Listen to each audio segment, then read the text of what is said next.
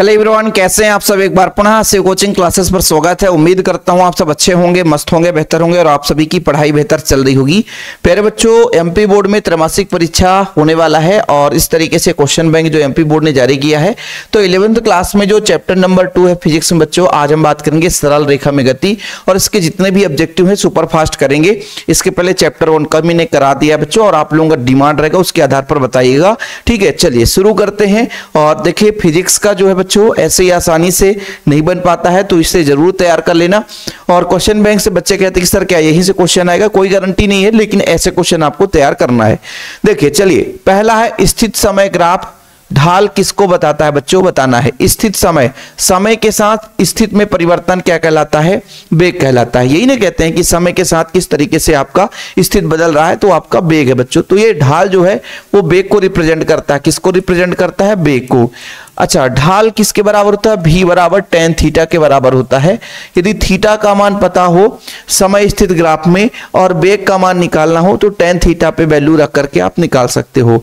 कि मान लीजिए समय है बच्चों, ये समय है और ये वेग है। समय के साथ मान लीजिए पहले वेग भी 0 रहा होगा, जैसे जैसे समय बढ़ेगा वैसे वैसे आगे बढ़ता जाएगा और इस तरीके से ये ढाल बनाता है बच्चों। ये थीटा होता है जो कि v बराबर tan थीटा के बराबर हो जाएगा। ठीक है, v बराबर tan थीटा के बराबर होगा।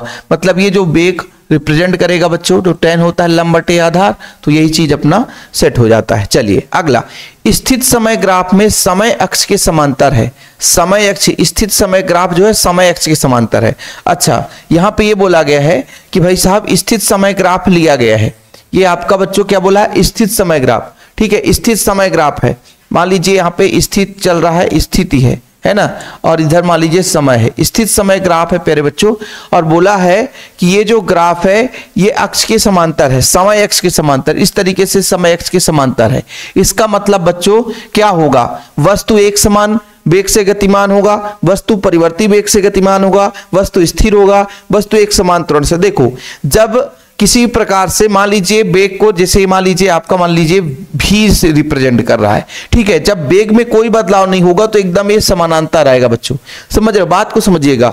जब वेग में कोई परिवर्तन नहीं होगा, मतलब एक फिक्स वेग से चल रहा है, यानी उसकी ग्राफ में इधर ऊपर उतार चढ़ाव कुछ भी नहीं होगा, इसका मतलब हो जाएगा कि भाई साहब वस्तु एक समान वेग से गतिशील है। इस कारण से जो है ये जो आपका ग्राफ निकल कर आया है वो समय अक्ष के समानांतर आया है। चलिए अगला जो प्रश्न है बच्चों, वेग समय ग्राफ द्वारा। यहां पर आप देखिए, वेग समय ग्राफ द्वारा समय अक्ष के द्वारा घेरा गया क्षेत्रफल। जो वेग समय ग्राफ होता है बच्चों, या तो वो तो बताएगा दूरी को या तो विस्थापन को बताता है। ठीक है, विस्थापन या दूरी को ही बताएगा। ठीक है, याद रखिएगा। एक लिफ्ट 8वीं मंजिल से नीचे की ओर आ रहा है, यानी व्यक्ति नीचे की ओर आ रहा है। 8वां मंजिल है बच्चों, है ना, ये 4था मंजिल तक पहुंच गया है, पहुंचने वाली है। यदि भूतल को, यहाँ पे एक भूतल है, मूल बिंदु तथा ऊपर की ओर धनात्मक दिशा लें, तो ये आपका धनात्मक दिशा है। तो भाई धनात्मक के विपरीत में जा रहा है, तो कौन सा कथन सत्य होगा, त्वरण धनात्मक होगा, वेग ऋणात्मक होगा, चाल शून्य होगा, विस्थापन शून्य होगा। तो भाई साहब ये धनात्मक है, वेग बताया गया है, ऊपर की ओर धनात्मक लिया गया है, धनात्मक दिशा है, तो नीचे की ओर आएगा तो वेग होगा और वेग वो भी आपका ऋणात्मक हो जाएगा। क्या होगा बच्चों, वेग आपका ऋणात्मक हो जाएगा। ठीक है, क्लियर। चलिए अगला जो अपना है, अगला है वेग समय ग्राफ समय अक्ष के लंबवत कब होगा बच्चों, ये बताओ। मान लीजिए समय है और ये वेग है, ये t है बच्चों समय, ये वेग है। तो ये बताओ भाई साहब, जब टाइम बराबर 0 है तो कुछ वेग नहीं है मान लीजिए। ठीक है, टाइम बराबर 1 आ गया तो वेग थोड़ा बहुत तो बदलेगा। यदि वेग नहीं बदल रहा है इसका मतलब भाई खत्म कहानी। यदि वेग समान भी है और टाइम 0 हो जाए, लंबवत बोला है ना, लंबवत ही रहे, तो यदि टाइम ही ना ले वेग भले बदले तो क्या संभव है भाई, टाइम नहीं बदलना चाहिए ना, टाइम बदला तो वेग भी बदल जाएगा, सिंपल है।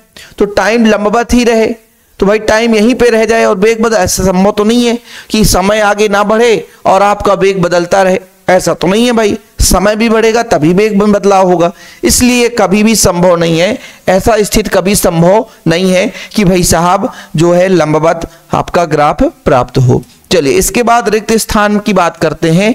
चाल की बात करें चाहे दूरी की बात करें बच्चों, चाहे चाल की बात करें चाहे वेग की बात करें, चाल की बात करें या वेग की बात करें, दोनों का होता है मीटर पर सेकेंड। ठीक है, क्यों? क्योंकि चाल बराबर होता है दूरी बटे समय। क्या होता है बच्चों? दूरी बटे समय। और विस्थापन बराबर होता है क्या होता है प्यारे बच्चों? विस्थापन नहीं, वेग बराबर होता है विस्थापन बटे समय। ये वेग बराबर हो जाता है। ठीक है, तो चाहे भाई साहब विस्थापन की बात करें तो मीटर, चाहे दूरी की बात करें मीटर, तो मीटर पर सेकेंड चाल और वेग दोनों का होता है। जब कोई वस्तु समान समय अंतराल में समान दूरी तय करता है तो एक समान गति कहते हैं। क्या बोलते हैं? एक समान गति। क्या बोलते हैं बच्चों? एक समान गति। समान समय अंतराल में समान दूरी तय करेगा तो उसको हम एक समान गति कहेंगे। अगला, वेग प्रवणता का एसआई मात्रक क्या होता है बच्चों? सेकेंड इनवर्स होता है। कितना होता है? Second inverse. वेग प्रवणता मतलब एकांक लंबाई में कितना वेग बदल रहा है। तो बच्चों वेग बराबर होगा, नहीं, एकांक लंबाई में कितना वेग बदल रहा है, ये चीज तो मैंने बोला, एकांक लंबाई में कितना वेग बदल रहा है। तो वेग का होता है मीटर पर सेकेंड, और ये लंबाई आपका मीटर है, ये मीटर से मीटर कट गया, से 1/सेकेंड बचा जो कि सेकेंड इनवर्स हो जाएगा। ये आपका हो गया बच्चों वेग प्रवणता का इकाई या मात्रक।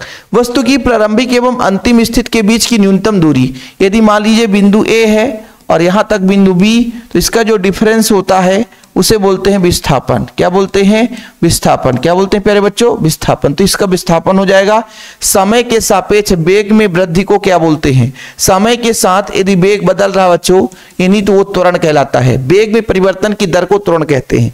वेग में परिवर्तन की दर को त्वरण कहते हैं। हर बच्चा बता सकता है। चलिए आगे चलते हैं। सत्य असत्य बताओ बच्चों। ये बताओ, तात्क्षणिक चाल कहें और वेग, तो चाल भी लगभग वही रिप्रेजेंट करता है, वेग भी वही रिप्रेजेंट करता है, बस इसकी दिशा होती है। इनका अनुपात करेंगे बच्चों तो 1 आएगा, इसलिए सदैव कथन सत्य होगा। ठीक है, क्षैतिज दिशा में गुरुत्वीय त्वरण का मान 0 होगा। देखो भाई साहब, गुरुत्वीय त्वरण का मान सिर्फ पृथ्वी के केंद्र पर होता है, 0 है ना। गुरुत्वीय त्वरण का पृथ्वी के केंद्र पर 0 होता है, बाकी हर जगह आपका गुरुत्वीय त्वरण होगा, इसलिए आपका कथन गलत है। यदि त्वरण का चिन्ह ऋणात्मक हो तो निश्चित ही वस्तु की चाल कम हो रही है, ऐसा संभव नहीं है। यदि त्वरण का चिन्ह ऋणात्मक है तो इससे यह पता नहीं चलता है कि वस्तु की चाल कम हो रही है। चाल मतलब समय के साथ भाई वेग में परिवर्तन होता है, लेकिन चाल की बात यहां पर रिप्रेजेंट नहीं करते। चाल से आपका त्वरण डिफाइन नहीं होता है, ध्यान रखिएगा। तो ये आपका क्या हो जाएगा बच्चों? असत्य हो जाएगा। ठीक है, विराम या गति अवस्था सदैव सापेक्ष होता है, सही है। जैसे मान लीजिए आप खड़े हैं, ठीक है, आप खड़े हैं, ट्रेन चल रही है बच्चों, ट्रेन चल रही है, तो ट्रेन के सापेक्ष ये खड़ा है, स्थिर है, ठीक है, और इसके सापेक्ष ये आपका ट्रेन गतिमान है। लेकिन बच्चों ट्रेन चल रही है, वहां एक व्यक्ति बैठा है और उसके सामने एक लेडी बैठी है ना। तो एक व्यक्ति के सापेक्ष दूसरा व्यक्ति स्थिर है, भले ट्रेन गति कर रहा है।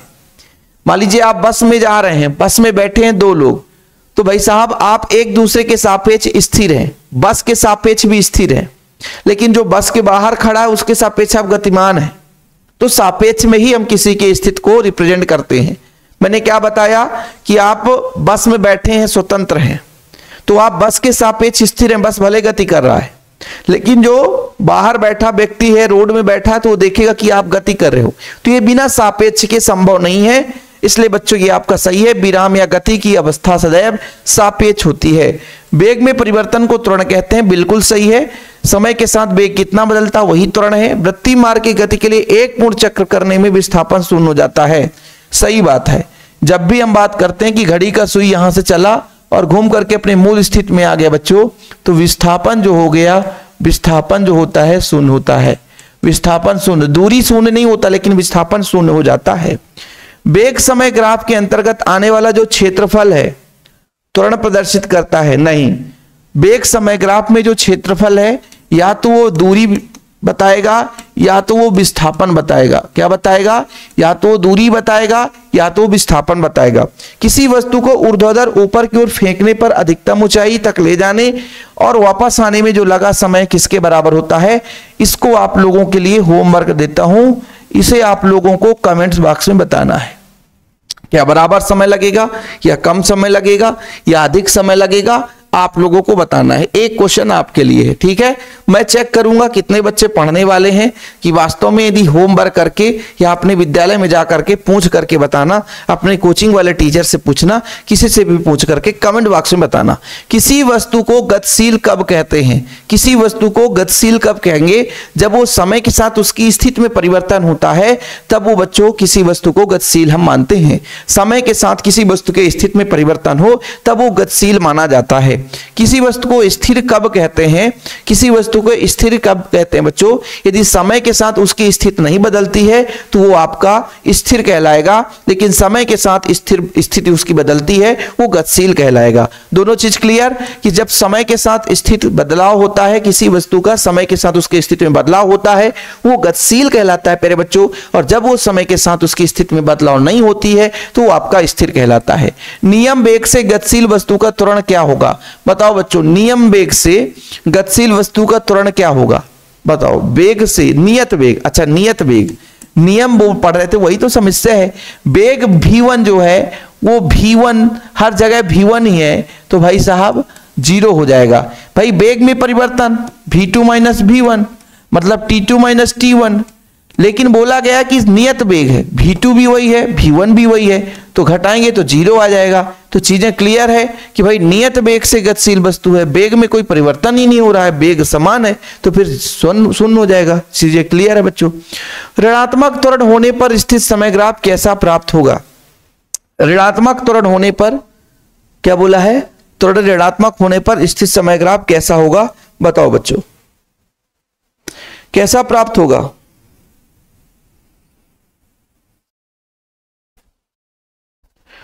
चलो यहां पर आप लोग याद रखिएगा कि जब ऋणात्मक त्वरण होगा बच्चों तो जो ढाल प्राप्त होगा, जो वेग समय ग्राफ का ढाल प्राप्त होगा, जो ढाल प्राप्त होगा वो भी ऋणात्मक होगा। जो ढाल प्राप्त होगा वो भी आपका ऋणात्मक होगा। वृत्ति गति में एक चक्र पूर्ण करने में उत्पन्न विस्थापन कितना होता है? तो वृत्ति गति में एक चक्र पूर्ण कर लेगा तो विस्थापन कितना हो जाएगा? 100। 2-3 बार क्वेश्चन आ चुका है। वेग समय ग्राफ के अंतर्गत आने वाला क्षेत्रफल क्या कहलाता है? ये आपने पढ़ लिया विस्थापन, अभी इसके पहले पढ़ा था।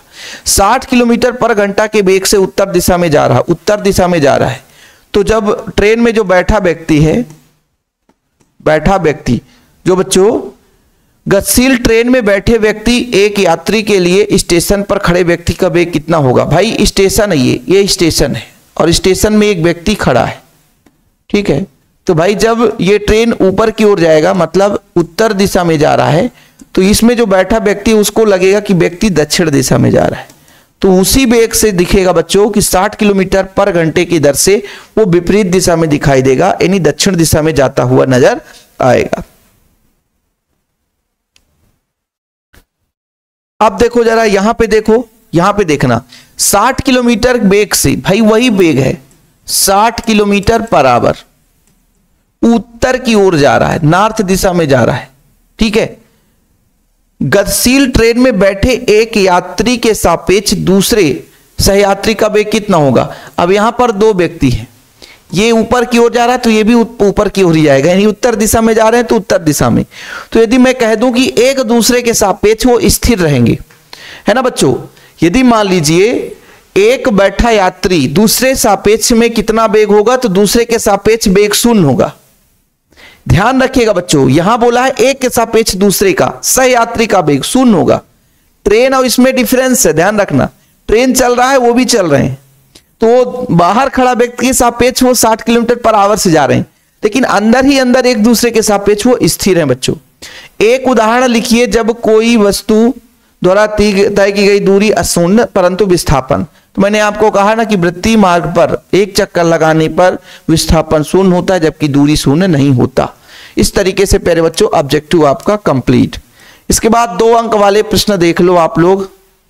नमूना बनाना है भाई, ग्राफ तैयार करना है, ग्राफ तैयार करना है, ठीक है ये। और यदि किसी बच्चे को नोट चाहिए तो 96 85 29 91 49, ये मेरा पर्सनल नंबर है प्यारे बच्चों। 96 85 29 91, 100 रुपए लगता है। यदि टोटल फिजिक्स के नोट चाहिए ऑल चैप्टर तो कांटेक्ट कर लेना, ओके। और नया चैप्टर जो अगला चैप्टर है बताइएगा तो उसका भी सोल्यूशन आपको करा दिया जाएगा। हाँ, वीडियो पसंद आए तो लाइक करके शेयर करें। आपका रिस्पॉन्स जैसा रहेगा उसके अकॉर्डिंग आपके लिए हेल्पफुल वीडियो आते रहेंगे। जय हिंद, वंदे मातरम।